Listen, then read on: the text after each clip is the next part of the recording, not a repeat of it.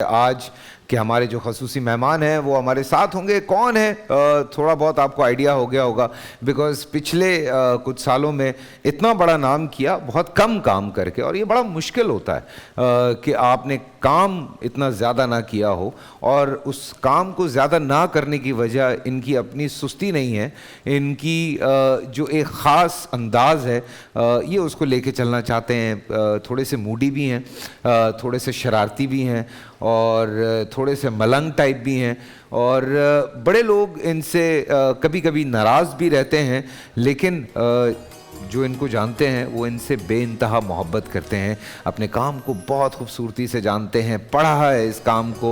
इस्लामाबाद पिंडी से ताल्लुक़ होते हुए कराची पहुँचे, मेहनत की, फिल्म के ऑडिशंस दिए, थिएटर में काम किया। डायरेक्टर्स कहते हैं कि जी हमने ऐसा वर्सटाइल एक्टर नहीं देखा है। मैंने इनके थिएटर प्लेस देखे हैं, मेस्मराइज्ड हो जाता हूँ जब भी इनको परफॉर्म करते हुए देख रहा होता हूँ, खो जाता हूँ, किसी और दुनिया में चला जाता हूँ। बहुत अच्छा लगता है जब भी मेरा ये भाई, मेरा ये दोस्त मेरे साथ होता है। Please welcome Yasir Hussain.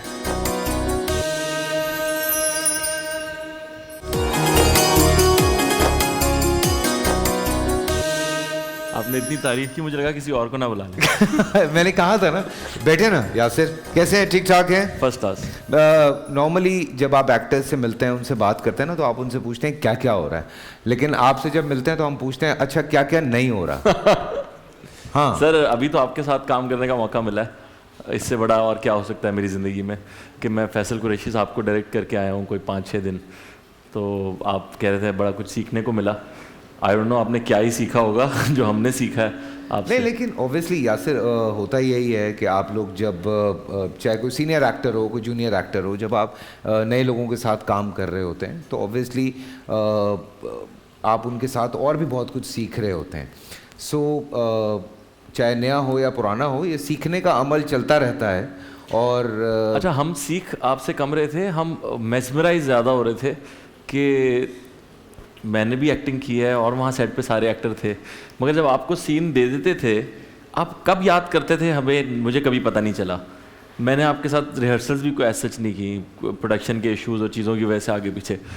लेकिन जब एक्शन होता था तो उसके बाद मेरा तो कट बोलने को दिल ही नहीं करता था, एंड वो सीन ख़त्म हो जाता था, आप पूरा सीन कर लेते थे। खैर, आज आप मेहमान हैं, मैं मेहमान नहीं हूँ, मैं मेज़बान हूँ जो कि पूरा महीना यहाँ पे रहूँगा यासिर। सो ऑब्वियसली इस्लामाबाद पिंडी से ताल्लुक़, शौक कब पैदा हुआ? बिकॉज एज सच फैमिली में तो और कोई भी नहीं है शोबिज़ में। हाँ जी, शोबिज़ से किसी का ताल्लुक़ नहीं है। राजपूत घराने से ताल्लुक़? हाँ जी। सख्त किस्म के लोग होंगे ज़रा?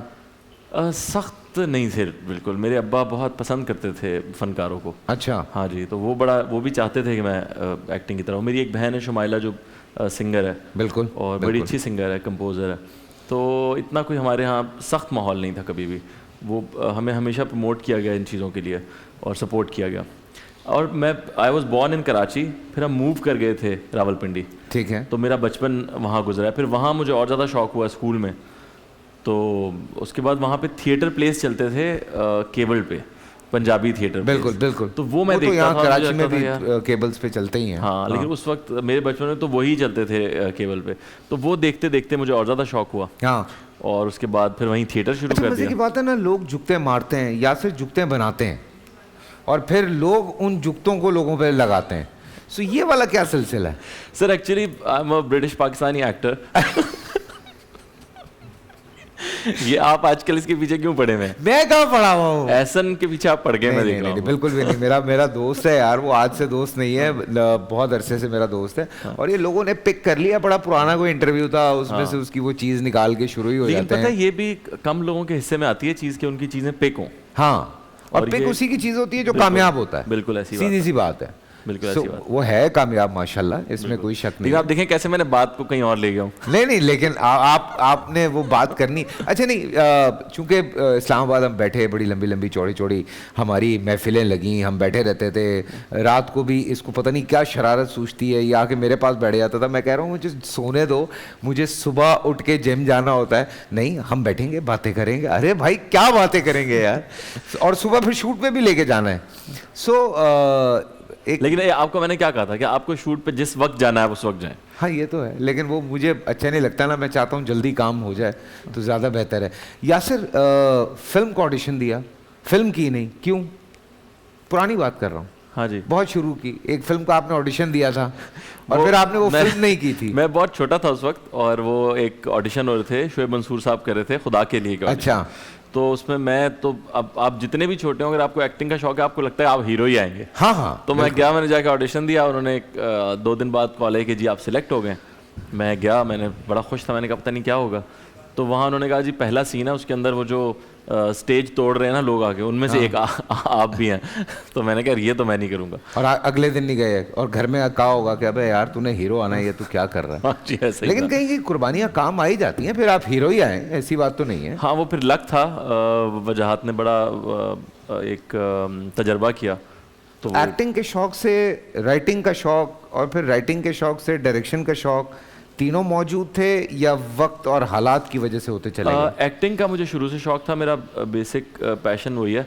राइटिंग का ये था कि मैं जब थिएटर कर रहा था इस्लामाबाद में, तो हम एनजीओज़ के साथ प्लेस करते थे। अच्छा। तो वो एनजीओ का प्ले होता था 10 से 15 मिनट का, और वो 4-5 दिन की रिहर्सल होती थी और 1 दिन की परफॉर्मेंस होती थी। तो एक्टर को मिलते थे 500-1000 रुपये, और जो राइटर होता था उसको मिलते थे 1500-2000 रुपये।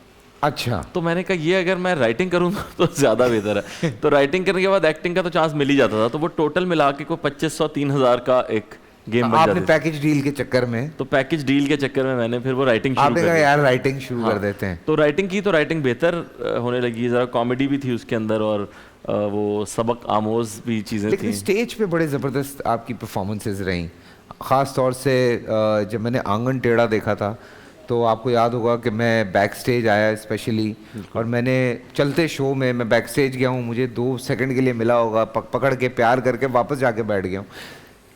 सलीम नासिर साहब का जी जी। किया हुआ वो कैरेक्टर जो आपने प्ले किया, और इंतहाई खूबसूरती से, ईमानदारी से, कितनी रिहर्सल थी यासिर उसकी, कितनी प्रैक्टिस थी उसकी? बहुत रिहर्सल थी, और वही वजह थी कि वो इतना अच्छा था। एक तो अनवर साहब की राइटिंग फ्लॉलेस है, वो ऐसे जुमला ज़बान से निकलता है कि जैसे हाँ। आपके दिल में था ये। तो इतना अच्छा अगर कुछ लिखा हुआ हो तो बड़ा मुश्किल होता है किसी बुरे एक्टर के लिए भी कि वो उसको बुरा परफॉर्म करे। ट्रू। तो अगर कोई थोड़ा भी बेहतर एक्टर हो तो वो अच्छा लगने लगता है। तो एक तो ये वजह थी। दूसरा, हमारा जो डायरेक्टर था दावर, तो वो बहुत ही ज़्यादा मेहनत करता था एक्टर के ऊपर, किसी भी एक्टर के ऊपर। बिल्कुल। मुझ पे तो ख़ास तौर पे, क्योंकि वो कैरेक्टर मेन था। हाँ। तो बहुत ज़्यादा उसकी मेहनत थी, रिहर्सल्स बहुत ज़्यादा थी, तो इसलिए शायद वो आपको इतना अच्छा लग रहा था। और थिएटर में अमूमन चीज़ें अच्छी लगती हैं क्योंकि बहुत ज़्यादा काम हुआ होता है। मैं यही आपको भी कह रहा था ना कि मैं हैरान ये था कि इतनी रिहर्सल के बाद हम जो परफॉर्मेंस देते थे, आप बगैर रिहर्सल के वो परफॉर्मेंस दे रहे थे तो हम यूँ बैठे देख रहे होते थे। नहीं, खैर अब ऐसी बात हाँ, नहीं है कि एक्सपीरियंस को नहीं आप बीट कर सकते। चलो ऐसा कर लेते हैं। लेकिन हम वैसे जनरली अगर देख रहे होते हैं तो कई दफ़ा कुछ ब्लॉगर्स आपसे नाराज़ हो जाते हैं, कभी कुछ ब्लॉगर से तो मैं नाराज़ हूँ, ब्लॉगर्स ने क्या मुझसे नाराज़ होना। नहीं, कुछ एक्टर्स आपसे नाराज़ हो जाते हैं, कोई आप चुटकुला छोड़ देते हैं इंस्टाग्राम पे, कभी फेसबुक पे, नहीं सॉरी ट्विटर पे, फेसबुक पे तो आप हैं मैं नहीं, ट्विटर पे भी नहीं हूँ, मैं फेसबुक पे भी नहीं हूँ, मैं सिर्फ इंस्टाग्राम पे हूँ। और आप इंस्टाग्राम पे चुटकुले छोड़ते रहते हैं। अब कहाँ छोड़ता हूँ, कब लास्ट क्या देखा आपने? कल कबीर के साथ जो पिक्चर थी उसमें आपने here and there as well लिखा हुआ था। अरे क्योंकि उसने बो टाई लगाई हुई थी और हाँ। मैं धोती में था, हाँ। तो मैंने वो कंपैरिजन के लिए लिखा था। अच्छा, लेकिन लिखा तो था ना, सुकून नहीं आता मतलब। यार आपने भी उस दिन स्टोरी पे लिखा था। क्या मैंने तो एसन को टैग किया था ना, तो? उसकी फिल्म में उसको मैंने कहा it's going to be a hit here and देखिए, देयर। एहसन हमारे सीनियर हैं और बिल्कुल है। बहुत बड़े दिल के आदमी हैं वो। है, वो इसमें कोई कभी शक बुरा नहीं नहीं है। मानेंगे। जो अभी जो हम बात कर रहे थे, क्या वो हाँ। माइंड करेंगे इसको? नहीं, और वैसे भी ये मैं एहसन को नहीं, पक्का लेकिन कर रहा हूँ। ये जो खास तौर से कुछ एक्टर्स को आप नाराज कर देते हैं, वो लड़ना शुरू हो जाते हैं। फिर यासिर के बारे में ये कहा जाता है, जिस पे मैं बड़ा हैरान हुआ था जब मैंने वो कोट सुना, तो मुझे बड़ा अजीब सा लगा जब ये कहा गया कि यासिर को कोई पसंद नहीं करता, और बड़ा कम लोग पसंद करते हैं और बुरे लगते हैं यासिर उनको। इस तरह की बात किसी ने कही तो मुझे बड़ा अजीब सा लगा ये पढ़ के, बिकॉज़ वरना इतने फॉलोअर्स इसके कैसे होते, या हर आप जहाँ पे भी किसी दावत में जाएं तो ये आंखों के चिराग होते हैं उस दावत में, बिकॉज इतने लाडले हैं ये सबके। तो ये इस तरह की बातें क्यों होती हैं यासिर? देखिए ना, जो कहने वाले हैं उनके अपने आप चाहने वाले देख लें, तो वो तो कहने वाला तो कोई भी कुछ भी कहेगा, उसको इतना सीरियसली मैं खुद इसीलिए तो मैं सीरियसली लेता नहीं हूँ ब्लॉगर्स को भी और इन सबको, क्योंकि मैंने देखा है कि बहुत कम ऐसे जर्नलिस्ट हैं जो बाकायदा जर्नलिस्ट हैं और आज तक वो जर्नलिज्म कर रहे हैं। वरना ये बाकी सारे तो कोई अगर मेडिकल में नहीं जा सका या कोई इंजीनियरिंग नहीं कर सका तो वो ब्लॉगर बन गया। तो आधे ब्लॉगर्स तो वो हैं। अब मैं उन आधों की बात नहीं कर रहा हूँ जो बड़ा अच्छा काम कर रहे हैं, लेकिन आधे ब्लॉगर्स वही हैं जो जिनको जहाँ रास्ता मिल रहा है वो बनते जा रहे हैं। सोशल मीडिया का चूंकि दौर है तो इस वजह से कोई भी ये चल सारी जाता है। लेकिन तो मजे की गुस्सा बात नहीं ये आता है कभी? बेचारों की रीच ही नहीं है इनकी कोई रीच हो तो मैं गुस्सा भी करूं। अल्लाह। इनकी बात मुझ तक 6 महीने में पहुंचती है। अच्छा, तो अगर आपकी रीच ही नहीं है तो आप कहाँ मेरा नुकसान ही नहीं पहुंचा सकते। ये भी सही बात है, ये भी सही बात मतलब है। और अगर आप और हम जैसे लोग इनको इंटरव्यूज ना दें तो इनके चैनल्स पे तो कोई आए भी नहीं देखने के लिए कि हो क्या रहा है। जिस किस्म के रिव्यूज़ आजकल वो देते हैं फिल्मों के या ड्रामों के, जिस किस्म की फजूल बातें उसमें हो रही होती हैं, ऐसी चीज़ें डिस्कस कर रहे होते हैं जो प्रोडक्शन के इश्यूज़ हैं, उसका एक्टर से कोई लेना देना नहीं है। लेकिन वो डाला एक्टर पे जाता है क्योंकि उन बेचारों को पता ही नहीं है ना कि बैकग्राउंड क्या है। कभी वो सेट पे नहीं आए, कभी उन्होंने 1 रुपए का कंटेंट नहीं प्रोड्यूस किया, उन्हें आइडिया ही नहीं है कि हो क्या रहा है। वो तो बस बेचारे अपनी दुकान चलाने अभी के कभी लिए ऐसे आमना सामना हो जाए तो क्या बात होती है उस वक्त? क्योंकि मजाक आप तो करते हैं, बहुत मजाक करते हैं उनके साथ, बहुत तंग करते बहुत हो, खुश होते हैं वो भी। छेड़ते हो। मुझसे तो बचते हैं, कहाँ मिलते हैं मुझे कोई। अच्छा खैर, ये तो खैर एक तरफ की बातें हैं। रमज़ान है, चूँकि हम कोशिश ये करते हैं कि रमज़ान में अगर किसी ने कोई ऐसी बात की हो, जैसे कल मैंने एक वीडियो लगाई तो उस पर कुछ जो नाराज़ ऑपोजिशन है उनकी जिस तरह के जुमले मुझ तक पहुँचे, तो मैंने भी कहा, मैंने कहा इनको मैं क्या जवाब दूँ, क्योंकि गालम गलोच या इस तरह की बात आप ट्विटर पे खुलेआम जब कर रहे हैं तो उसे पता लग रहा है कि आपकी क्या जहनीत है और आप क्या बात करना चाह रहे हैं। सो मैंने तो उनको कोई जवाब ही नहीं दिया। मैंने ये सोचा कि चलो उनको इस चीज़ का एहसास नहीं है, लेकिन हमें तो कम से कम इस चीज़ का एहसास रहे कि रमज़ान का महीना है, थोड़ा तो लिहाज कर लें, वरना उससे ज़्यादा गालियाँ मैं ट्विटर पे मैं भी लिख सकता हूँ। पर हम छोड़ देते हैं। आपको तो आती है, मुझे आइडिया है आपको, आपने सुनी है, पहले दिन ही शूट पे देख लिया था गालिबन। लेकिन अब्बा बनने के बाद क्या क्या चेंजेस आई हैं ज़िंदगी में? सर पहले तो शादी के बाद क्या क्या चेंजेस आई? अच्छा, शादी के बाद तो ऐसा कोई ख़ास चेंजेस नहीं आई मुझ में। अच्छा। हाँ, अब्बा बनने के बाद थोड़ी आई हैं। अच्छा। मैं थोड़ा वैसे भी मैं एक जिम्मेदार इंसान तो हूँ, लेकिन और ज़्यादा हो गया, ये एक चेंज आई है मुझ में। आप में चेंज आया है? हाँ जी। थोड़ा सा मैं ज़्यादा डिस्कस करूँगा, लेकिन जब हम ब्रेक से वापस आएंगे उससे पहले मैं आपको ये बताऊँ कि यासिर इंतहाई कमाल के शेफ़ हैं। अगर आपने इनके हाथ का खाना नहीं खाया है तो आप नहीं जानते कि ये क्या कमाल कर सकते हैं। और किचन कॉर्नर में इस वक्त मेरे साथ सलमा मौजूद हैं। अस्सलाम वालेकुम। वालेकुम अस्सलाम। कैसी हैं आप? ठीक ठाक हैं? अल्लाह का शुक्र, बिल्कुल ठीक। आप चाहें ना मैं आपको यहाँ से एक मास्टर शेफ दे सकता हूँ। बिल्कुल, मैं यासिर को देख के एकदम रुक गई थी। जब आप तारीफ कर रहे थे मैं समझ गई थी, मैंने कहा ये सामने जो शख्स है चश्मे में ही यासिर हुसैन ही है। बिल्कुल यासिर हुसैन है, गेटअप चेंज करते रहते हैं लेकिन कमाल का खाना बनाते हैं। मैं आपको सच बता रहा हूँ, मैंने तो घर जाके खाता हूँ मैं, और बड़ा मज़ा आता है जब यासिर। आए नहीं आपने? रमज़ान से पहले आना था। मैं रमज़ान के बाद ही आ पाऊँगा अब तो खैर चूँकि ट्रांसमिशन ऐसी है। छोटा सा ब्रेक है गालिबन, ब्रेक से वापस आते हैं, यहीं से कंटिन्यू करते हैं, कहीं मजा आएगा।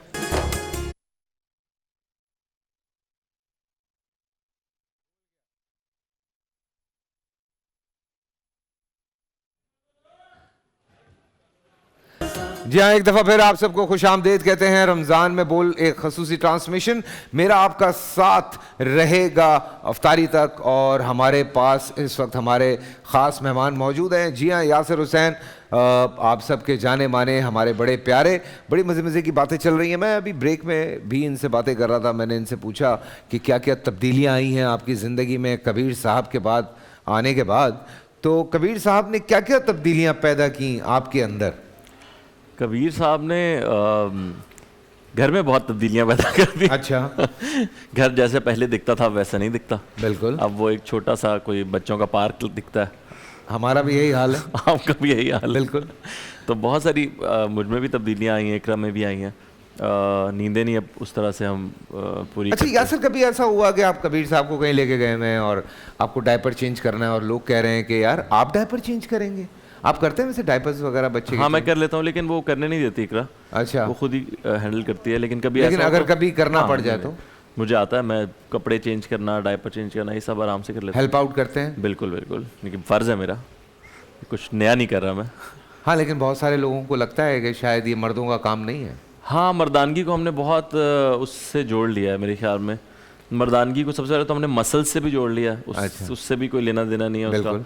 और इन कामों से भी जोड़ लिया है कि वो मर्द खाना नहीं पका सकता, और मर्द जो है वो बच्चा नहीं संभाल सकता, और मर्द ये चीज़ें नहीं कर सकता, और सफाई नहीं कर सकता। सफाई नहीं कर सकता। अब सफाई तो निस्फ ईमान है, बिल्कुल आधा ईमान नहीं आपका वो है, तो वो क्यों नहीं कर सकता मर्द? बिल्कुल। और आपकी औलाद है जिसकी आपको परवरिश करनी है, आपको पालना है, बड़ी अच्छी बात है ये। तो बेगम का कितना हाथ बटाते हैं खाने पकाने में, घर की सफाई में, बच्चे को खाने पालने पकाने में? में बेगम का नहीं, खाना हमारे घर मेरी बहन या मेरी सास बनाती हैं। ठीक है, और तीसरे नंबर पे अगर कोई बनाता है तो वो मैं बनाता हूँ। बिल्कुल। तो बेगम का हाथ बटाने की तो कोई सवाल ही नहीं होता इसमें, क्योंकि वो नहीं बनाती खाना, बहुत कम बनाती है इकरा। लेकिन जो चीज़ें वो बनाती है वो हम तीनों नहीं बना सकते। अच्छा। चाहे वो पिज़्ज़ाज बनाती है, वो लजानिया बनाती है, एक बड़ी पास्ताज निडर बनाती है। और बेबाक सी बेगम मिली है आपको, हाँ जी, जो कि एक सबसे अच्छी बात उसकी सच बोलती है, झूठ नहीं बोलती, कोई बात नहीं छुपाती। मैं अभी उसका एक इंटरव्यू देख रहा था जिसमें वो from street smart to screen smart का उसको एक जो खिताब मिला, मुझे बहुत बहुत खुशी हुई, because I worked with her शुरू में जब उसका बिल्कुल करियर का आगाज़ था, और अब मैं उसको देखता हूँ तो बहुत खुशी होती है। आपकी लव स्टोरी पूरे पाकिस्तान को पता है, इसलिए हमें रिपीट करने की ज़रूरत नहीं है। ऐसा कुछ था ही नहीं जो छुपाया जाए। बिल्कुल। छुपाई वो बातें जाती हैं जो गलत हों। बिल्कुल। और आपको सरप्राइज देने के भी बड़े शौक हैं। आपने इकरा को भी सरप्राइज ही दिया था शादी का। शौक कह सकते हैं हाँ। उसके लिए। लेकिन अल्हम्दुलिल्लाह बहुत खुश है मुझे। हमेशा मैं ये सोचता हूँ कि ज़िंदगी में जब भी कोई खुश हो रहा होता है ना, आप भी या मैं भी और भी कोई लोग, और स्पेशली सेलिब्रिटीज़, तो लोग उसमें से ना चीज़ें निकालना शुरू कर देते हैं कि ये इतना खुश कैसे लग सकते हैं। हालांकि खुश होना ऐसा काम है जिसमें पैसे नहीं लगते किसी के। बिल्कुल। उसके बावजूद लोग बड़ी मुसीबत में रहते हैं कि यार ये इतना ज़्यादा खुश क्यों है। ये बड़ी एक अजीब बात है। अच्छा, प्लानिंग करते हो ज़िंदगी में कि यार मैं बेटे को इस तरह से बनाऊंगा, ज़िंदगी में आगे ये करूंगा? नहीं, ऐसा सच मैं बिल्कुल भी प्लानिंग नहीं करता। मैं ज़ीरो हूँ इस मामले में। मैं बिल्कुल अल्लाह के हाथ में छोड़ा हुआ है। स्पेशली मेरा करियर भी मैंने अल्लाह के हाथ में छोड़ा। मेरी कोई प्लानिंग नहीं है अपने करियर को लेके। मैं ये नहीं करता कि इस साल मुझे इतने ड्रामे और इतनी फिल्में और इतने ऐड और ये चीज़ें करनी है। मुझे पता ही नहीं है मैंने पिछले साल कितने किए थे और इस साल कितने किए हैं, और पिछले साल कितने पैसे कमाए थे और इस साल कितने कमाए हैं, और आगे कैसे कमाने हैं। हाँ नहीं कोई। और बड़े लोगों को ये भी तुमसे प्रॉब्लम रहती है कि यार यासिर काम नहीं करता तो इसके पास पैसे कहाँ से आते हैं? ये सोनिया हुसैन मुझे पूछती है कि तू ड्रामे तो तेरे आते नहीं थे, बस पैसे कहाँ से आते हैं? तो यही मैं कहना मुझे फंडिंग समझाना आती चाहता है हूँ। बाहर से, कहना मुझे फंडिंग आती है बाहर से। नहीं मेरे पे ना लगा दें, फंडिंग आती है। जिनको आती है वो तो मान नहीं रहे, मेरे पे डाल रहे हैं हम। लेकिन काश आने लगे फंडिंग और अच्छी आने लगे। हाँ। लेकिन अभी तक तो नहीं छोटा आते। मोटा काम करता रहता है ये। हाँ, कुछ ना कुछ मेरा चलता रहता है। ये मुझे भी सिखा रहा है आजकल कि फैसल भाई बिजनेस थोड़ा सा कर लेना चाहिए, और कुछ यूँ करना चाहिए, और कुछ यूँ करना चाहिए। सो ये मुझे भी सिखाता तुसी है। अपने सारे काम नवे वाले मेरे ते पाई जाओ। तेरे से नहीं पा रहे हैं, मैं सही कह रहा हूँ। बोल एंटरटेनमेंट के शोज देखने के लिए हमारे चैनल को सब्सक्राइब करें और बेल आइकन पर क्लिक करना ना भूलें।